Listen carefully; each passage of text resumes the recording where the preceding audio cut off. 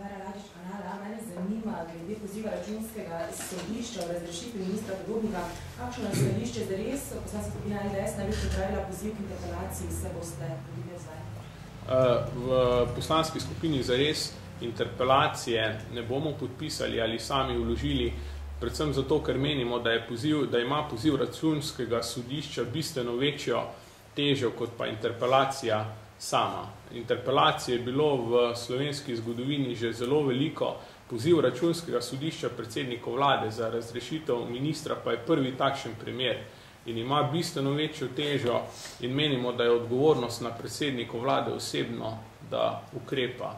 Zato se nam zdi v tem primeru nepotrebno vlagati interpelacijo, ker je stvar popolnoma jasna. Minister je kršil zakon in predsednik vlade mora predlagati njegovo razrešitev. Če tega ne bo storil, bo moral sam prevzeti osebno odgovornost za nepravilnosti, ki so se zgodile.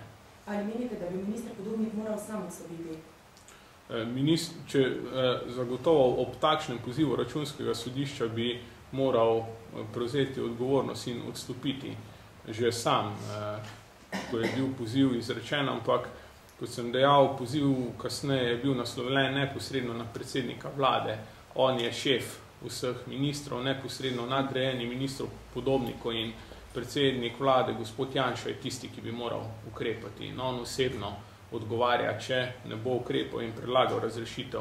Smešno je, da se v zadnjem obdobju sklicuje, češ, da ne ve, kaj naj stori, da on ne more razrešiti ministra, ko je pa popolnoma jasno, da on predlaga državnemu zboru razrešitev in še vedno, kadar je to storil, so bili ministri razrešeni. Če je znal razrešiti oziroma predlagati razrešitev ministrov Bručana ali pa denimo ministra iz Nove Slovenije, gospoda Drobniča, ki ni želel odstopiti, potem verjamemo, da bo tudi v tem primeru znal ponoviti vajo in predlagati razrešitev ministra in državni zbor ga bo gotovo razrešil, če bo sam ocenil. Če pa sam ocenjuje, da za to ni potrebe, mora pa prevzeti odgovornost on osebno. Predvsem pa na ta način pokaže tudi neko dvoličnost. Na eni strani govori predsednik vlade, da se bori proti nepravilnostim v javnem sektorju. Tisti trenutek, ko pa so v te nepravilnosti vpleteni njegovi politični prijatelji in politični zavezniki, njegovi ministri, ko gre za evidentno kršenje zakonov, pa očitno ta načelni boj proti nepravilnostim postane samo še farsa in se zadeve zelo hitro zaključijo. Vladni službe ta poziv računskega sodišča že vedno preučujejo. Kaj, recimo, če se nič ne zgodi, tako kot trenutno kaže, da se verjetno ne bo, boste potem ukrepali proti premijeju, sprožili kakršnekoli postopke proti premijeju ali se ne bo zgodilo preprosto nič? Glede na to, da bomo imeli čez 6 mesecev v Sloveniji volitve, menim, da bodo državljanke in državljani znali izreči svojo sodbo o neukrepanju predsednika vlade gospoda Janše in da bo to zanj najboljši poziv, ki je možen. Preprosto se mi zdi, moram reči pa absurdno, da se sklicujejo na vladne službe, ker imamo na nek način sedaj prav paradoksalno v neki drugi zadevi podoben primer, ker gre pa za ukinitev upravne akademije, ki jo želijo na nek način ukiniti in s koncesijami prenesti njeno dejavnost na verjetno predvsem zasebne fakultete. V tistem primeru je recimo služba vlade za zakonodajo upozorila na celo vrsto spornih zadev, pa vlada to gladko ignorira.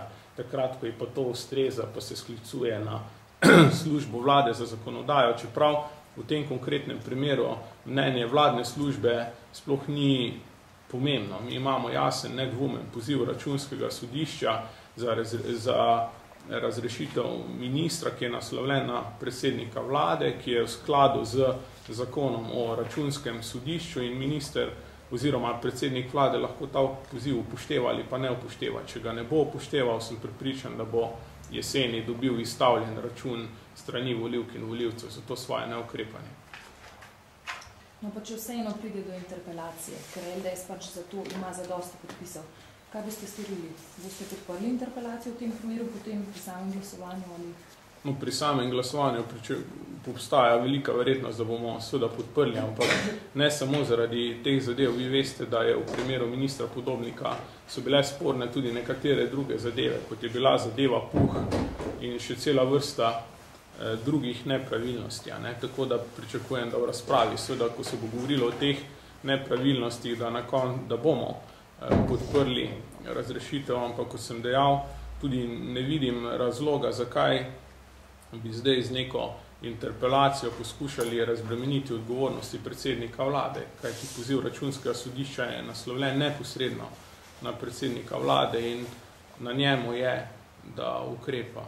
Če se bo nekje konec maja denimo glasovalo o teh zadevah, potem se sprašujem, v kolikšni meri bo javnost sploh še vedela, o čem pravzaprav govorimo in nekje pred poletjem glasovati zdaj o tovrstni zadevi je seveda vprašljivo, še posebej, ker je imel predsednik vlade sedaj več kot dovolj časa, da bi predlagal razrešitev ministra. Kot veste, če se predsednik vlade za to odloči, stečejo stvari zelo hitro. To smo videli v primeru ministra Drobniča, če pa opozicija sproži zahtevo za interpelacijo, pa veste, da so roki takšni, da bi dejansko verjetno interpelacijo obravnavali v najboljšem primeru nekje konec meseca maja.